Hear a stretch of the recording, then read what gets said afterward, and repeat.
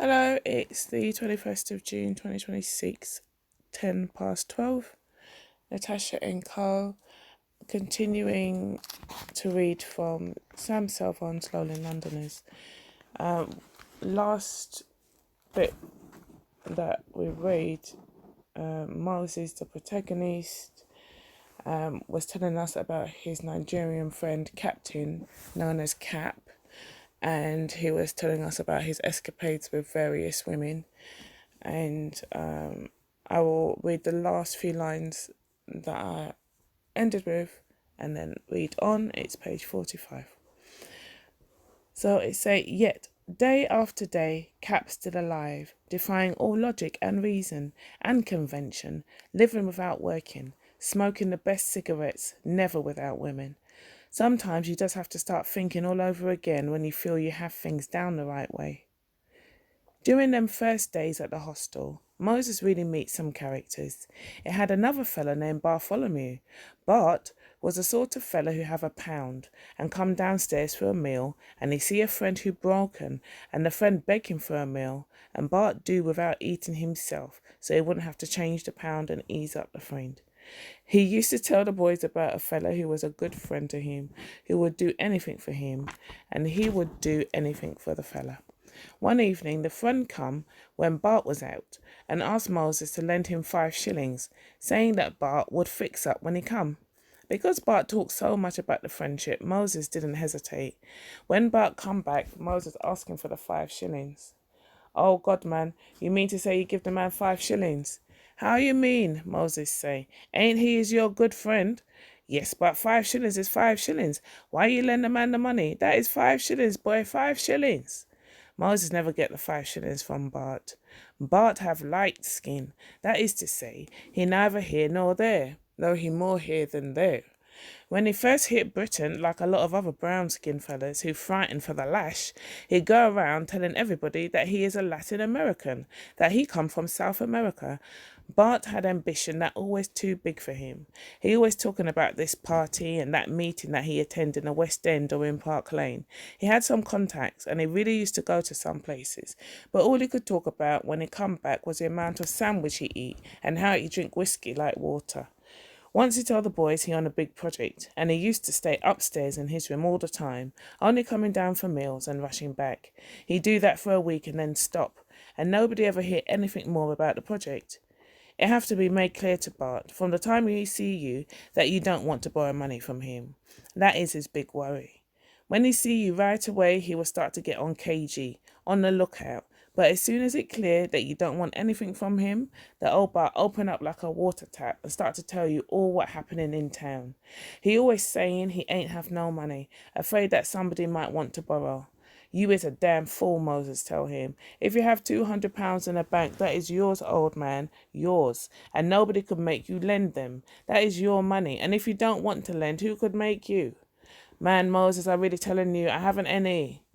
About a week after, he will come and say quietly, as if nothing happened, boy, I sent £200 to Trinidad yesterday.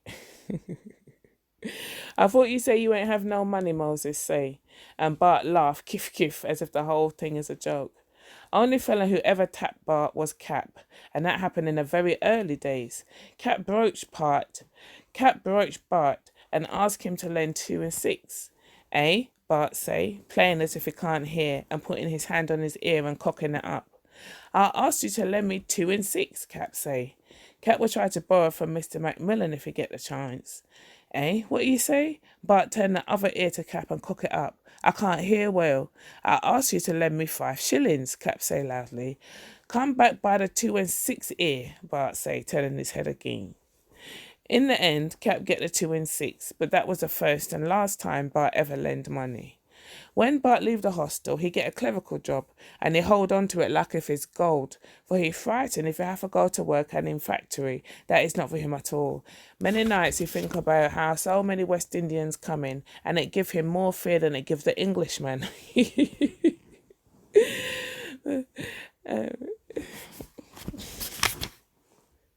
Many nights he think about how so many West Indians come in, and it give him more fear than it give the Englishman. For Bart frightened if they make things harder in Britain. If a fella too black, Bart not accompanying him much, and he don't like to be found in the company of the boys. He always have an embarrassed air when he with them in public. He does look around as much as to say, I here with these boys, but I not one of them. Look at the colour of my skin. But a few doors slam in Bart face, a few English people give him the old diplomacy, and Bart boiled down and come like one of the boys. Bart does go to the laundry, take off the jacket he have, put on the clean one, and leave the dirty one to clean. He does wear some collar until you can't see them. Jacket threadbare. He does wear some collar until you can't see them. Jacket threadbare, shirt have hole and button missing. Some big safety pin keeping it together. Some hole that have a little socks in them. And he wearing pajamas for underwear. Jacket threadbare, shirt have hole and button missing. Some big safety pin keeping it together. Some hole that have a little socks in them. And he wearing pajamas for underwear. The only thing he have against the winter is that he have to buy extra clothing. It had a time when Bart trained himself to live only on tea for weeks.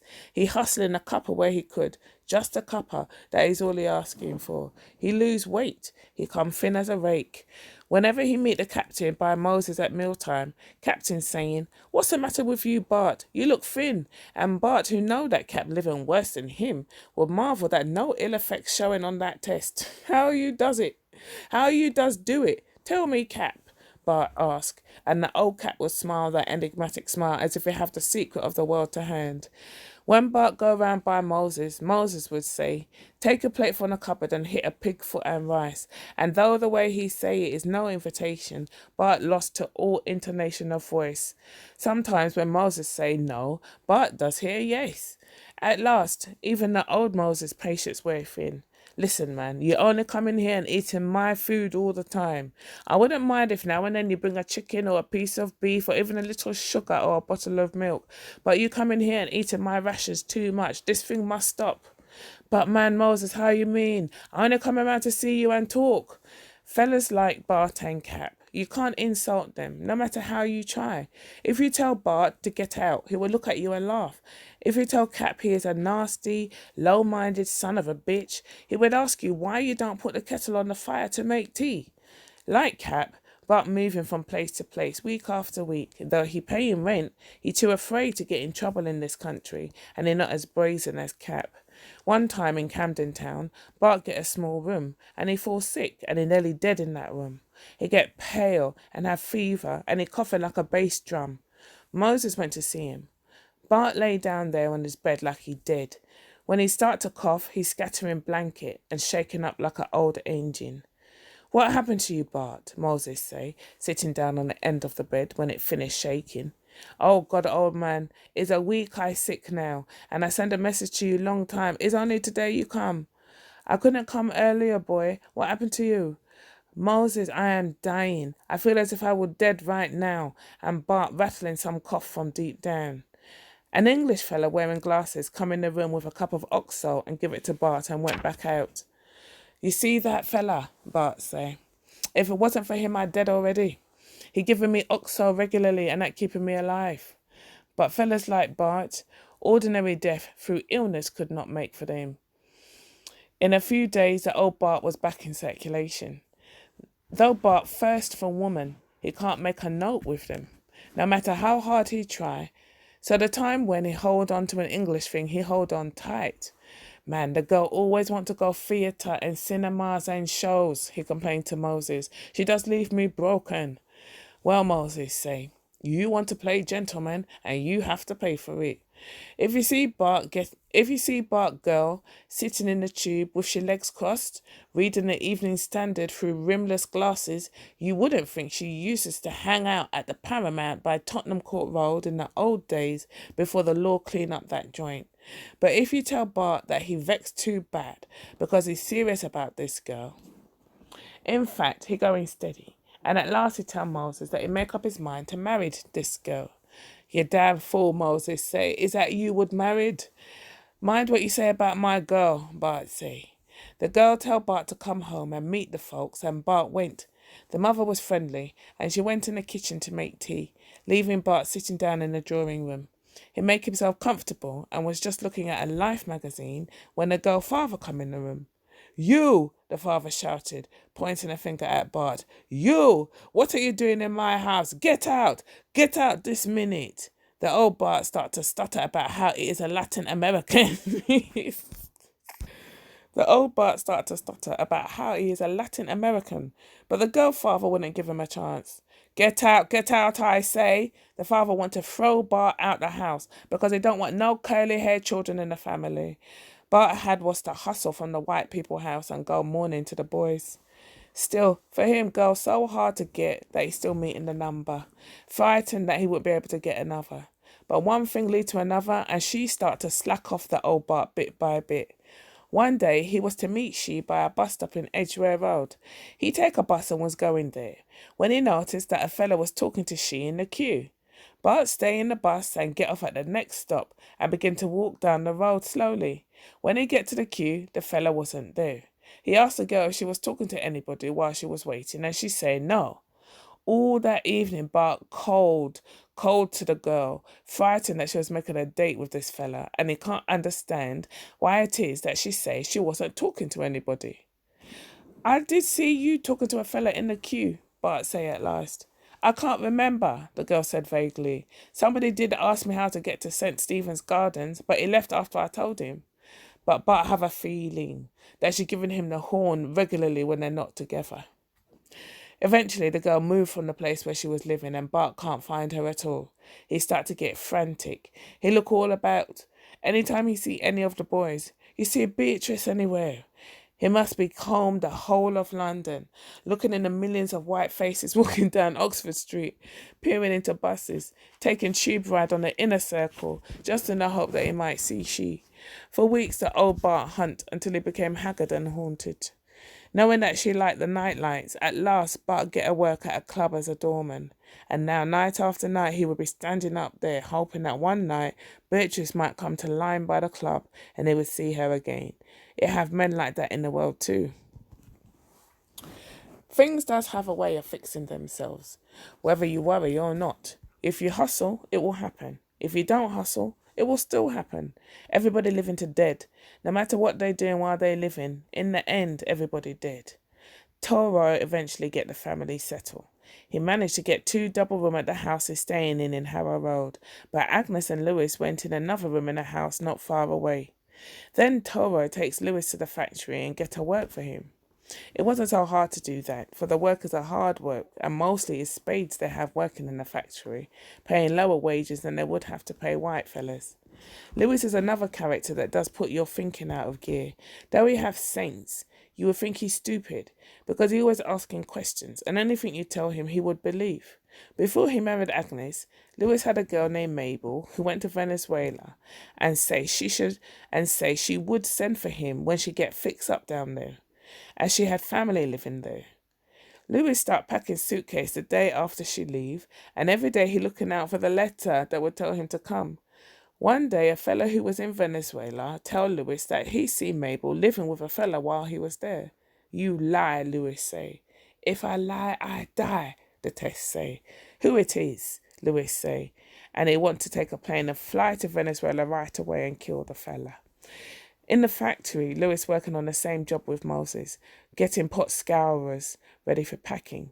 The night Toro bring Lewis, he introduced him to Moses. This is my sister husband. So what, Moses say. Keep an eye on him, Toro say. How the family, Moses say, remembering Waterloo. Boy, I'm not worrying my head, Toro say. The old lady got to work at Lyon's washing dish, and Tanty staying home to mind the children and cook the food. Moses say, your business good. Every night, Lewis telling Moses all kind of episodes that happened to him, and knowing that Moses is a man about London, he asking him all sorts of stupid questions. Moses, he say, you think it's true that it have fellas does go round by you when you're out working and space your wife? If you tell Lewis that the statue on top of Nelson column in Trafalgar Square is not Nelson at all, but a fella what named Napoleon, he will believe you. And if you tell him that it have lions and tigers and Oxford Circus, he will go to see them. So Moses giving him basket for so. How you mean, Moses say? That is a regular thing in London. The wife leaves the key under the milk bottle, and while you working out your tail in the factory, bags of fellas round by your house with the wife. Half hour later, Lewis came back worried. You really think so, Moses? I have suspicions, you know. I telling you, Moses say ruthlessly. You think if I was married, I would ever do night work? You don't know London, boy. And after another half hour, Lewis gone to the foreman and say you have headache, that you can't do any work, that you have to go home right away. And as soon as he get home, he's starting to beat up Agnes, though the poor girl don't know what for. Every night Lewis has something on the mind, and he does plague out Moses with talking questions. I know who it is, you know, he said confidently. I know who it is, you know, he said confidentially. It's a fellow who does pass round by the house with a motorcycle. Another night, I see the fella. He does drive a car. Well, 2-3 times when he beat up Agnes, she went and stayed by Toro house with Tanti and she mother. But in the end, she always come back. Why you don't leave that man for good, Tanti say? He always beating you for nothing. Why he beat you this time? The same reason, Agnes say.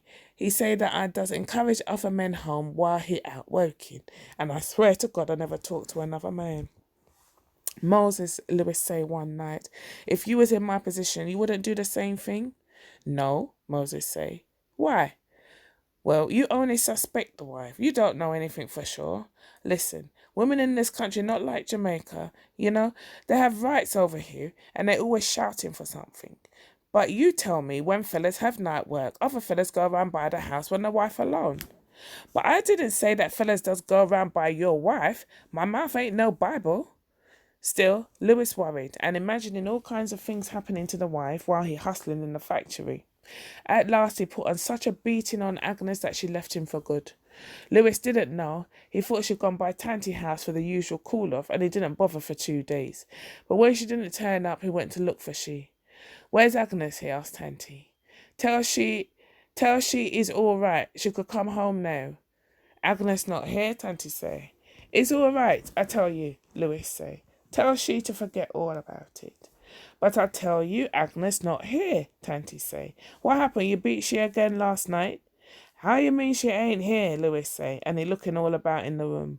Which part she gone? He asked Tanti. I don't know, Tanti say. She didn't come here at all, but if she left for you, she have a right to. Where else she could go but to here? Lewis asked. Don't ask me, Tanti say. All I know is she not here. You best has reported to the police station that she missing. Lewis started to get frightened. It looked like this time Agnes serious. From that minute he started to bite his fingernails, and he bite them so low that he never had fingernail again. He went by the police station in Harrow Road, and he tell the police that his wife missing. They take down particulars, but case like that so common, and they have so many people in London, that it would be easy to spot a spade. That chances look slim. They tell Lewis not to worry, that she will turn up any time. Days go by and Lewis can't see Agnes and he biting his fingers. One morning he get a summons and he panic. Agnes charge him with assault. He fly round by Moses. What this mean? He asked Moses. It mean that your wife bring you up, Moses say, wondering why these sorts of things does always happen to him. You will have to go to court. To court, Lewis say. What do you think they will do? They will lock you up, Moses say. It have a jail in Wormwood Scrubs. It have she address here, Lewis say. You think I should go there and see her? If I was you, Moses say, I wouldn't do that. I will sit down and write she a nice letter to soften she up before you go to court. I really love that woman, Lewis say, but she does make me too jealous. You better write the letter, Moses say. You have any writing paper, Moses? Look some on the table. What to tell she? Tell she you sorry, Moses say. Tell she come back home and everything will be all right. That is the usual thing I say. Lewis take out a biro pen and unscrew the cap. She might think I always saying that. Well, what you want me to tell you, old man, Moses say. He was tired and wanted to sleep as he had a hard night in the factory. But Agnes never replied to Lewis' letter, and in the end she left him and he never see she again. Lewis went by Moses to learn how to live bachelor. He asks Moses all sorts of funny questions like how he does live alone, what he does do with dirty clothes, how to boil rice and peas. About a month after Agnes left him, Lewis get in with a little thing and he forget all about married life. I'll stop there. Thanks for listening.